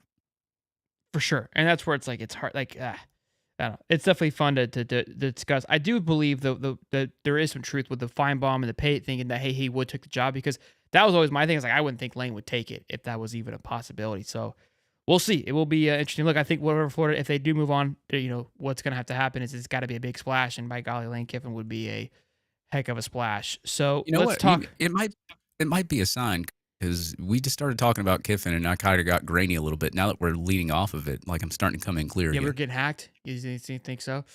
Maybe. Boys and girls, be sure to smash the like button and subscribe. 540 strong, an hour and a half in. Again, this show is brought to you by BetUS. And when you use the code YouTube150, you get back 150% on your first 2 deposits, and then 125% on your third, up to $2,000 when you use the code YouTube150 at betus.com. I almost pulled a Cody there. He knows what I'm talking about. The fun little thing here, I love seeing this. This is where the NIL parts are always fun. I like to kind of emphasize these stories when I see them. Is Miller Moss, quarterback for USC, has worked with the NIL store a Miller Time shirt, which is incredible. I mean, what a play on words. I think there's a plenty of players that have fun nicknames or fun names or nicknames that you could really like. Jaden Ball, where we did run the ball. I mean, that is like just absolute bread and butter when Jaden Ball takes over. I mean, you've got an absolute just dime a dozen ready to eat. We were ahead of the game. We couldn't take advantage of it because of his name, but I love seeing players take advantage of that. I think he gets like $6 to $15 a clip per item sold. So good. This is what the NIL was intended to be. We'll see how many he sells, but I thought it was just cool and wanted to mention. I think it's a pretty cool shirt. Now he needs to get a Miller Lite sponsorship, man. Just put a little Miller Lite on the back. You know what I'm saying? Maybe you make you're going to make a lot more money with Miller Lite on the back of that. He balls out. That could be the next step. I mean, he hasn't truly he's good, but I don't know if he's locked in. He's yet, not so. like, is he like Kenny Trill, has like one good game and then he just sucks the rest of the season? Possibly. Well, boys, Kenny Trill Hill. That is the show. Just about. I don't think I got anything else. I mean, look, like, real quick, it is 9/11, so make sure we always remember that time. So it's crazy. I remember, not to get sad or anything. I'm just talking about it, but I mean, it's crazy that those things, especially my generation. You know, that you heard the Toby Keith song, like "Remember Where You Were" on that September day. Like that's something that'll always resonate with me. Like I will always, I think, to the day that I die, remember where I was on that day. That's just so crazy to think about. But it's also crazy to see like that's like a national. I know I'm getting old, given the fact of like, each year it kind of loses its flavor. it loses the remembrance. I mean, for the first like 5 years, dude, this day would be like shut down. Like it was, you couldn't breathe without seeing it. You know what I mean? And it just kind Yeah. of, I mean, it's just time, right? Time heals all. And so it's one of those things, but it is important to remember what happened during that time. So Yeah, you'll never forget, like, I was 16 in I was gonna say, where were landscaping you? class. I took a landscaping class in high school. That gives away my age right there. But, I remember when it happened, like, people were, like, checking their kids out of school. My parents, like I had a pager back then, so they paged me, so I had to call them from a payphone, and then they came and picked me up because we were on, like, the verge of cell phones, but cell phones weren't, like, clearly there yet. We still had, like, a couple more years to go, so, like, I got paged. Parents came and picked me up, and, like, everybody was just, like, in awe and in shock of what happened, and I think, like and I'm not trying to get all patriotic or anything on this show. It's like that put like an incident like that made Americans come together. And Yeah. like now it feels like in 2024 it's more Easy. Feels like divisive. it easy. No, I no, I don't want to I get feel like political. We had no, enough of I'm that not getting last night. political. I'm Yeah, I not get getting you. political. I'm just Yeah, saying, I wish more people would come together. Is all I was trying to say. for That's the sure. only thing I'm going to put it. Like the only debate I was worried about yesterday was the one between Mertz and Lagway. That's the only one I was worried I mean, about. that's the one that's been important to me. Yeah, it's no, Yeah, it is true. It definitely felt like it there. I do remember that time of like where like everyone just kind of slowed down for a minute, really appreciated what was going on. And it's unfortunate something hasn't happened like that for that to happen. This is probably the right. comment of the Yep. night. Chris Wallace says I was in prison. I can't forget. That's incredible. Oh wow, Yeah, I love it. wow, I was wow. Well, Chris, we're glad you're out. yeah. Yeah, I was we got somebody who was in the 6th grade, they said. I think that was Scott 020. I was in the 2nd grade, Miss McManus class. I remember it. It's crazy how like that's one of those things like I just remember it vividly. I remember going I had ended up going to my daycare or the secondary care whatever, after school care, La Petite before I was picked up because it kind of like what time of Wow. the day that it happened. Yeah, Uh, it happened in the morning. So I don't know how I made it through this the whole school day. Maybe that part I don't remember being picked up, but I do remember my mom how's that? picking up being in shambles. I How's remember that? How's that for like a second grader to have to like see that? I mean, that's yeah, wild, dude. that was the next thing I do remember. My mom was very avid about me not looking at newspapers. Like they're posting pictures of the people coming, I don't want to say it, but on the newspaper, like it just and it wasn't very vivid. I grew up in that time too where I watched like all the 9/11 movies, like I can't remember what they're called, Fahrenheit 9/11, and then like Uh, that was more of a there's a lot of them conspiracy now. one. But yeah, like the plane.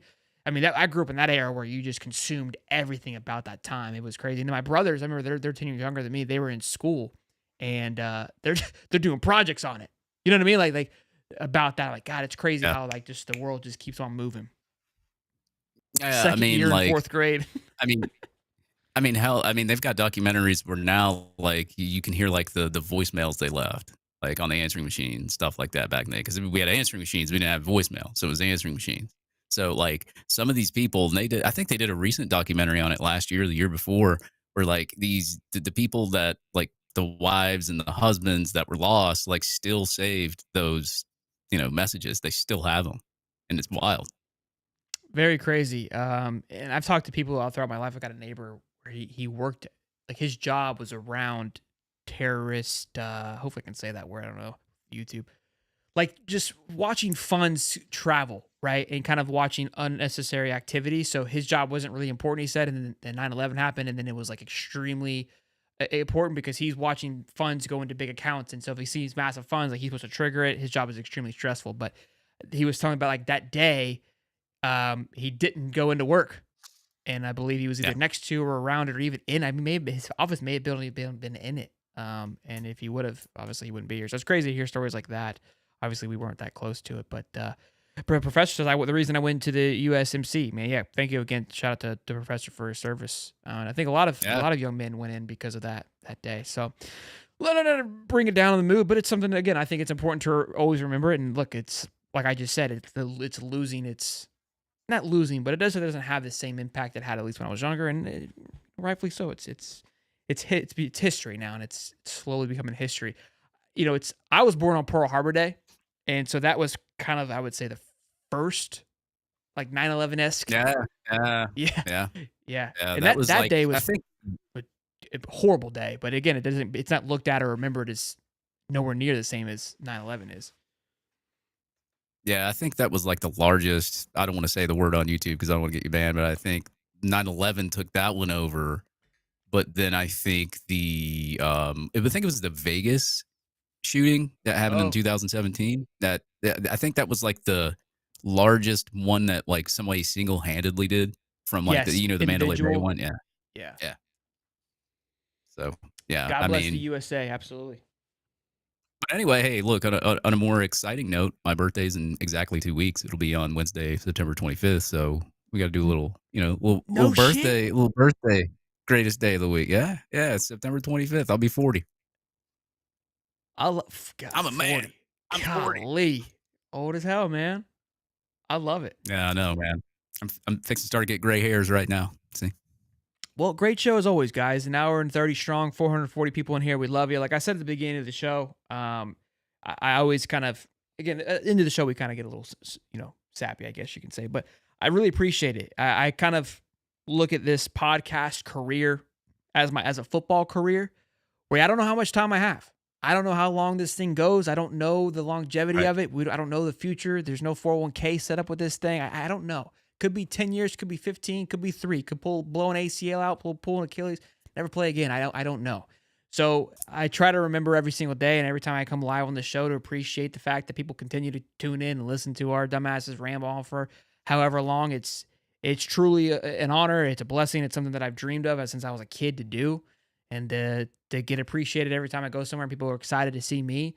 It really is incredible. And I know I say it almost every show, but I genuinely appreciate it week in and week out. Like it is, I don't know how to explain it. The only other thing I do is continue to say thank you and be blessed that you guys continue to tune in and listen because who knows? You never know from each given day and each given week how long you got left. So not that I'm Yep. dying, right? But I'm just saying, you like the career of of this. I have no clue. I have dreams and aspirations of where I would love for it to go, but you kind of just take it day by day. Who knows? I didn't think 3 years ago when I set this thing up with Steve and Chad that it would be here. So who knows another 3 years from Yeah, now where it could be. yeah. I mean, kind of ditto what you said, man. I mean, like it's awesome to go down to Gainesville and people tap you on the shoulder and be like, "Hey, he's just reporting the news," or or they say it's High Top Dave, or they have some sort of comment, and it's and the resounding reply, like just the resounding, just from what we get just on the stream, all the people that are viewing, all the people that comment, all the people that come up and talk to me in Gainesville. I love it, man, and it's great, and it's like we're not stopping. We ain't going anywhere. So it's like you said, you take it day by day, but our plan is to not go anywhere and keep this thing rolling. David says a great show. Talking 9/11 Cobb brought everyone a little bit closer tonight, and it did. I mean, kind of to hear it and getting people's thoughts of where they were. I think that was pretty cool. You kind Yeah. of get a different perspective. You hear us kind of ramble on and get a little bit of who we are, but the chat in a weird way. What's cool too is I see the same avatars week in week out, and I've talked to some of you guys on the call-in show, so I hear you when I read your comments, which is funny too. And some of you I've never even met. I have an opinion. I have a thought of what you would sound like based on on some of your photos, which is funny to think about. But William Fisher turned 52 September 4th. Happy birthday, man. I'm sure you look much better than Birthday, Dave man. too. Trav says High Top will be the new McAfee show. I mean, my God, that'd be pretty incredible to if we had that feat. But we'll see. Where did you get that gold looking lid? I see, Zach. These are things that we can't. We're not that close. We can't. People ask. I get my lids from local lids. There's a local lid shop that just keeps bang your hats. Not like your lids like the hat store. There's like a full blown lid store. They got them dialed in there, boys. I don't know what to tell you. Yeah, Alma Mater does a really good job on some customization there too. They do a lot of stuff for the Florida Gators football team. They do. Zach says, what's the Wilson news? Wilson is just questionable. There's no hurt or anything like that. We don't know much yet, but it's just questionable. I think it's just resting the man, if I had to be honest. But we'll know more each day as we get closer, according to Cam Parker. So don't panic just yet. Yeah, yeah, and like I said, man, like even the opposing fans that come in here and give us crap, and I don't even care if it's Georgia fans, Miami fans, and all that. Like, Those guys hey, can suck look, yeah, when it comes to sports thing, kiss my what, but like, as far as it goes to real life, like, you always want people to live a healthy, good life out there, and at least enjoy us and heckle us while we do the show. So For sure. I love you, boys. good night. Sleep tight. Don't let bed bugs bite. We'll be rock and rolling over the next few days. We'll clip this bad boy up. I know sometimes you guys don't like to watch the whole show, so we clip it up so you guys can get what you want. Little tidbits here and there. Look for us live Saturday at 9:35 for High Top Game Day Show. One of my second favorite show. This is my first, then second, then Mashup is my third. But those two are my babies right now that we're really working on growing. So I'd appreciate if you guys could tune in and show some love on that thing.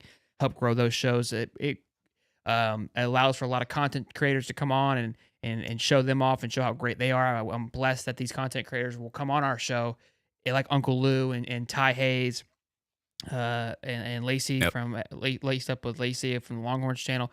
They and Derek, of course, from our Duck. Those guys are incredible. They do a phenomenal job, and we are very thankful that they come on at crack of dawn. Jake Crane, Allie Peak, come on at 9:30 in the morning, ready to rock and roll, hang out with for an hour. Like I'm extremely lucky and blessed that I have these people that will do these things, including Dave. So, all right, enough sappiness. I love you guys. Be good. I will say one more thing. I've got people ask me questions in the chat. If you DM me at High Top Dave on Twitter, I'll answer them. So, no 401k, Professor. You guys be good. Sleep tight. Don't let bugs bite. This show is brought to you by BetUS. Till next time, I'm Shelton. That's Dave. Peace and love, baby. Peace.